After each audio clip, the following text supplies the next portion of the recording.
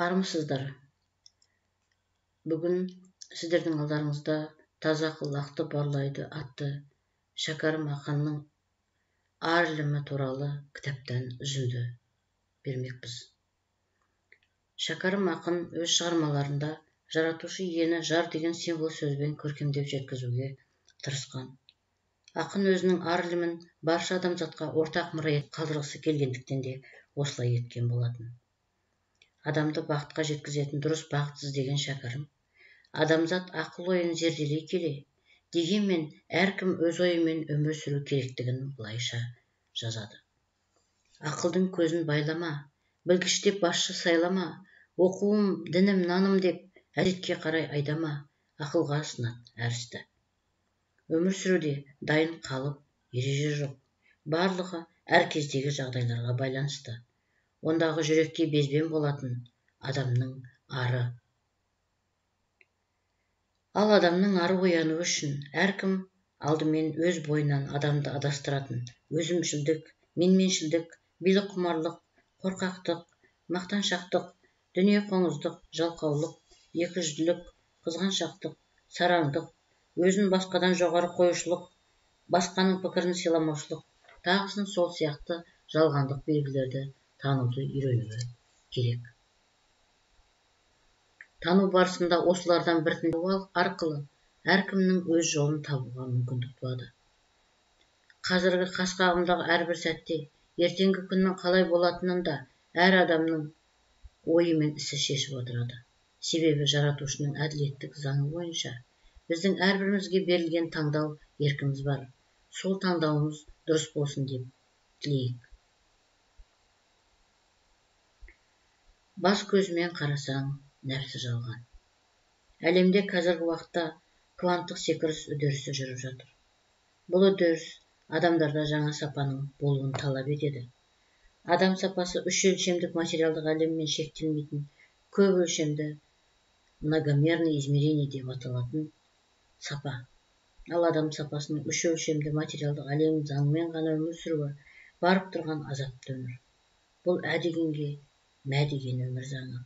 Мұнда адам өзі не үшін өмір сүріп жүргенін түсінбей де қалуы мүмкін. Міне сол себептен кванттық үдеріс дегеннің не екенін түсінуге тырысып көрейік. Адам өмірінде кванттық үдеріс денесіндегі тәндік өзгерістерден басталып отыр. Сонда қандай тәндік өзгерістер? Оны біз кейбір адамдардың жасампаздық қуатының артуынан байқасақ, енді біреулердің бойындағы аурулардың көбеюінен байқап отырмыз. Аурудың пайда болуы адамға жоғарыдан түскен сигнал деп қарағанымызда дұрыс. Қазір жаман ауруға шалдыққан көптеген адамдар осыдан арылудың жолын іздеуді жанын тазарту арқылы шешуге тырысып жатыр.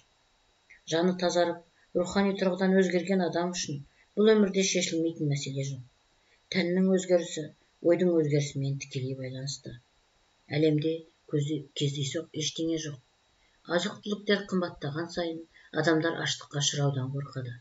Ал адам рухани дамыған сайын оның ағзалары сыртқы асқоректерін азайта бастайды. Ал адам тағамды азайтқан сайын оның жасушаларындағы өмірлік күш тағамсыз-ақ адамға қорек бере алатын жағдайға жетеді. Бұл өмірлік күшті үнділер прана, қытайлар ци, Шәкәрім шығармаларында жар сөзімен қолданылып жүр. Бұл өмірлік күш адамға туа біте беріледі.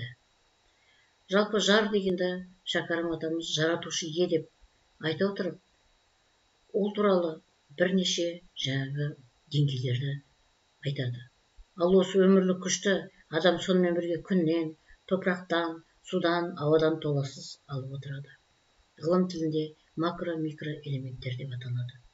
Шәкәрім, жанымыз күннен келген нұрдан, тәніміз топырақ пен судан деп талай нәрсенің басын ашып берді. Жалпы, тән әлемін ата-бабаларымыз иллюзия, яғни жалған әлем деп атады. Өйткені бәріміз философия пәні арқылы білеміз. Мән мен құбылыс сәйкес келе бермейді. Мысалы, планеталардың қозғалысын біз әдеттегі өмірде ай туды, күн шықты дейміз. Ал шын мағынасында бұл планеталардың қозғалысы. Ал космос деп әлдебір қол жетпес жоғарыны елестетеміз. Егер біз айдың үстінен шығып қарасақ, жер бізге космос болып көрінер еді. Себебі табиғатта төртбұрыш атаулы жоқ. Шәкәрім тілімен айтқанда, біз бұның бәрін бас көзімен көрген соң солай болып көрінеді. Шәкәрім осы туралы: тән көретін бастағы көз, байқамайды жан сырын, көрді ақылға сал деген сөз. Көз керек қой, ойдырақ. Хақиқатты дәл көруге жан көретін көз керек. Бас көзімен сенделуге бізге рұқсат жоқ шырақ, деп жыр айтады. Шын мағынасында көз жанның көзі, құлақ ойдың құлағы дейді.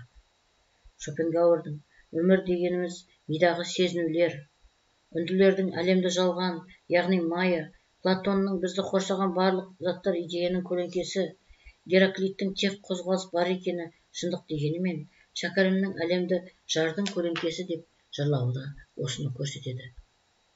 Бұл әлем біздің ішімізде, әлем бізден тыс емес. Әлем деген мен, аспан мен, қоршаған әлемнің бәрі мен. Бірақ менікі емес, мен жоқ болсам, әлем де жоқ.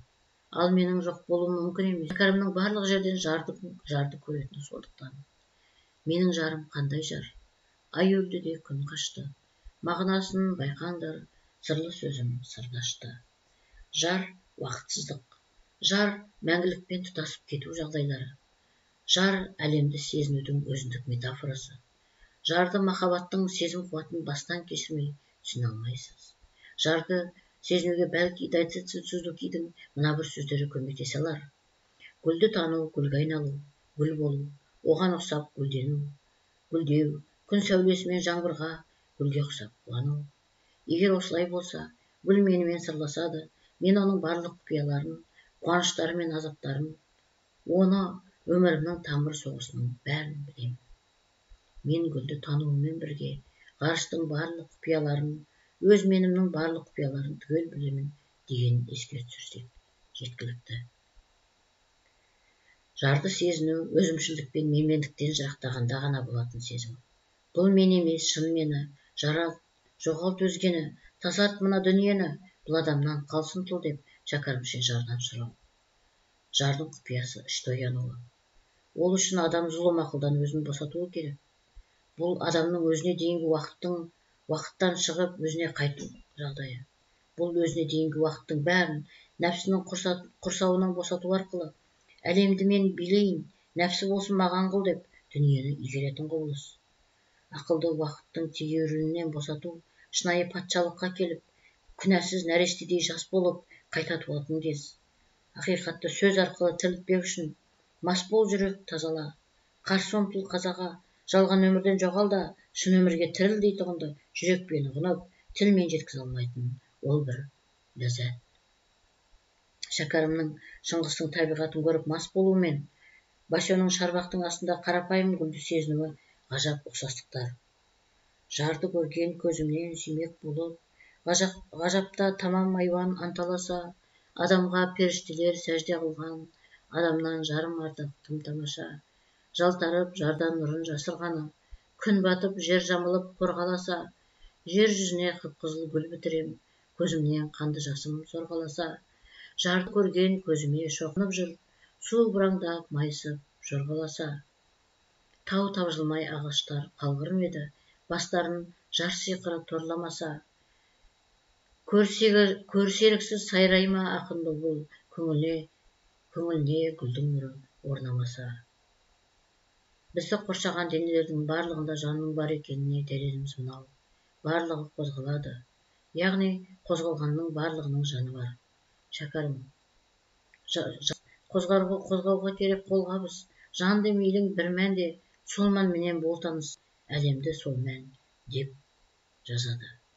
Бізді қоршаған әлемдегі заттар бір орында тұрмайды. Мысалы ағаш шіриді, сөйтіп жерді қоректендіреді. Сол жерден өсімдіктер, гүлдер өсіп шығады. Жан мен денені өзара ұлы тартылысқа әкеліп тұрған көңілді жүрек, тілек, махаббат, Шопенгауэр айтқан еріктің әлем ретіндегі көрінісі десек те, бір жолы үгіріліп кетпей ұсталып тұрған тастағы тартылыс махаббат, өсімдіктегі, жан-жануардағы, адамдағы өмірге деген құштарлықта, бәрі де жаратқанның жар бейнелі, мәңгі арулық уыз дүниесінің жемісі екенін Шәкәріммен былайша өрнектейді. Шын ашықтың әрбірі өліп топырақ болды да, жаратылыстың тағдыры жаратты мені орнына. Бәрінің нұры қосылған, мол керемет менде бар. Жалғыз жарға шоқынған қайда мендей пенде бар. Шәкәрім жан мен тәнге бөлек мінездеме бере отырып, ол оларды бір-бірінен бөлек өмір сүреді демейді. Керісінше өмірде жансыз тән болмайды, жан тәнсіз өмір сүре алмайды деп түйіндейді. Түрлі жанда дене түрлеп, өзгеріп тұр бұл ғалам, жоғалатын нәрсе жоқ деп айтты ғылым, байқаған деп жырлайды ақын сондықтан.